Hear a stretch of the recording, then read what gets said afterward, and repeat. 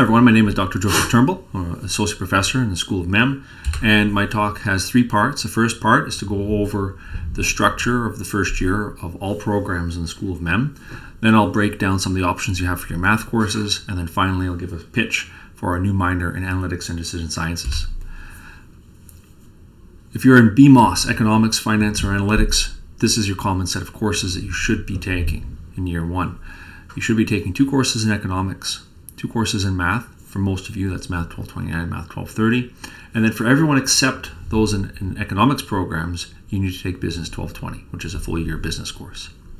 Students without high school calculus need to take Math 0110, ideally in Term A, and then you would take your Math 1230 or alternative calculus course in Term B. Within our individual modules, there are often additional requirements. In accounting, if you want to get your CPA, which is the accreditation for accountants, you have to take MOS 1033. In finance and administration, there are no additional requirements. In human resources, you are required to take sociology 1021 and psychology 1000. And in BMOS Global Commerce, we recommend, but do not require, that you take political science 1021 and 1022.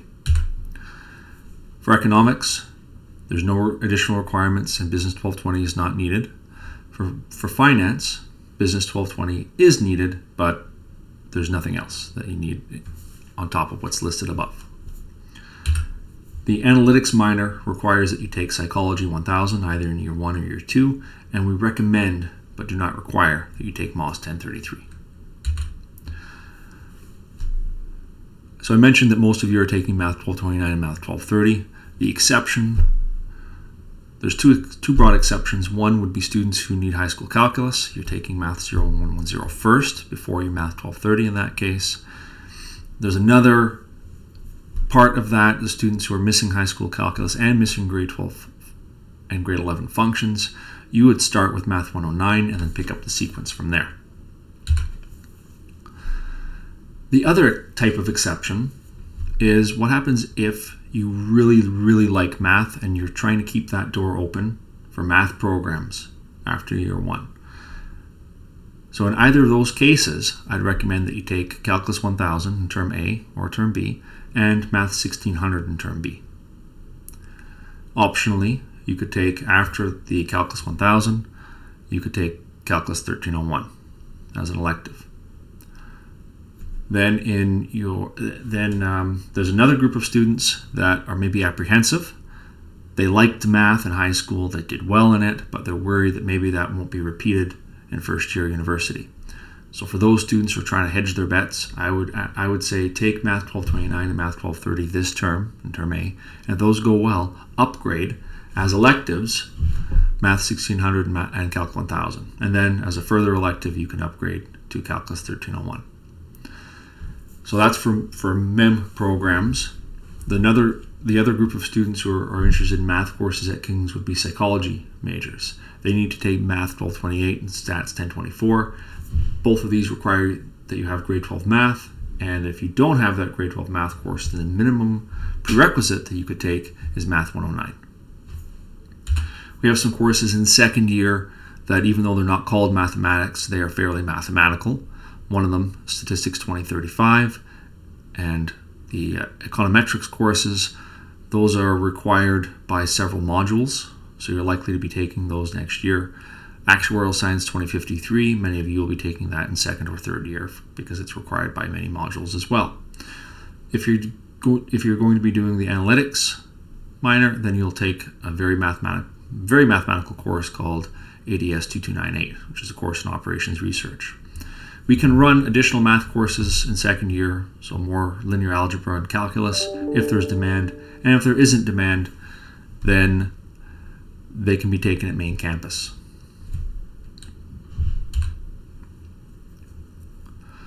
No matter what math courses you're taking, I have some tips for success in those courses. The first one is to take notes and participate in class. I really should have here ask questions in class too.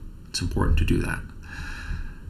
Do all the assigned homework, especially any worksheets that are distributed. And I'll tell you why. When I make my tests and exams, and I think this goes for most instructors in math, We make a question and we look at our homework that's been assigned. We look at the worksheets that have been assigned and we ask ourselves, have I prepared my students adequately for this question? And that covers 95% of problems. So there's going to be some surprises, but hey, that's a test, right? So anyways, most of what's there on your tests and exams, it's reflected in your homework. That's why it's important to do it. Inevitably, you're going to get stuck at some point, maybe lots of points.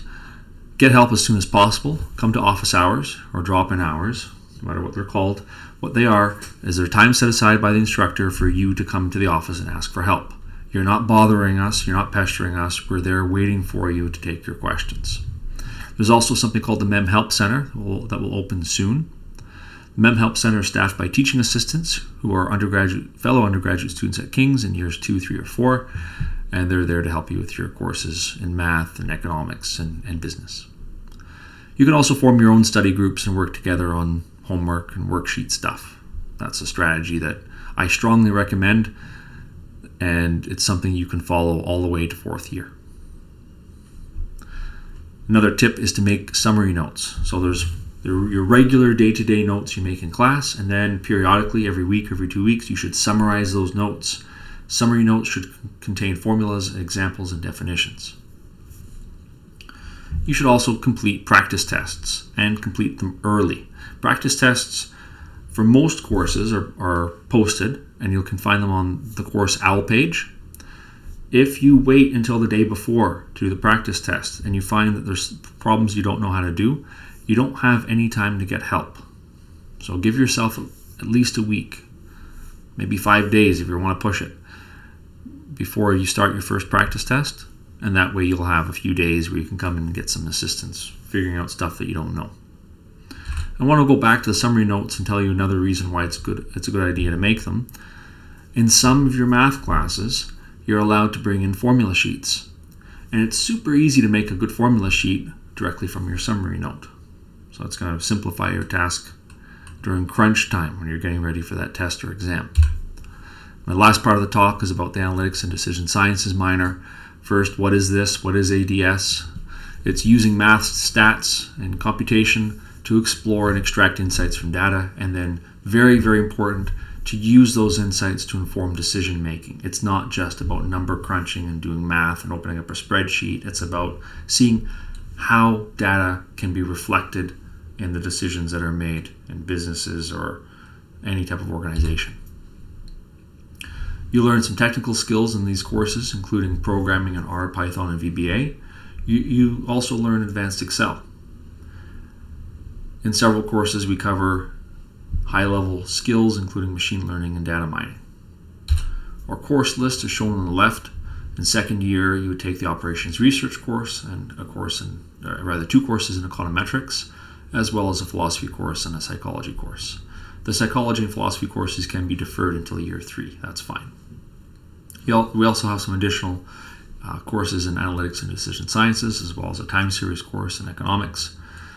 Some information about some of those courses is listed here. On the left, 2 courses, the modeling, risk, and simulation course and professional analytics course, are courses where you learn advanced Excel skills. And then in the ADS 2298 course, which is the operations research, that's where you learn some Python programming, and some Excel. We have 2 more qualitative courses on the left-hand side of this slide, the philosophy course and the complex problem-solving course. Those are more accurately classified as strategy courses.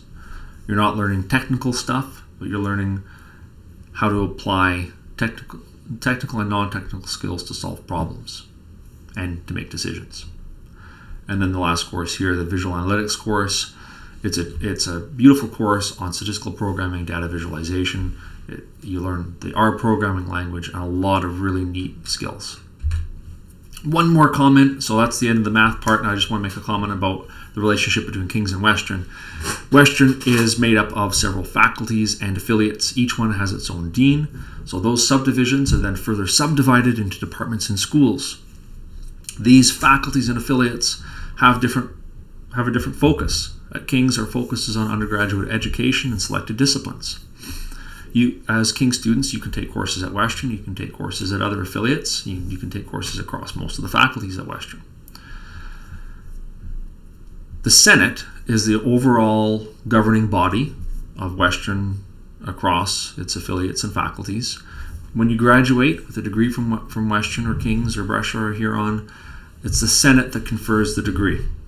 And the degree looks the same for everyone. It's on the right-hand side. It doesn't matter if you're getting a medical degree or you're getting a degree in history. They all have this appearance. They all say University of Western Ontario on them, and they all say they're conferred by the Senate. That's it. If you have any questions, send me an email. Hope you have a good year. Take care.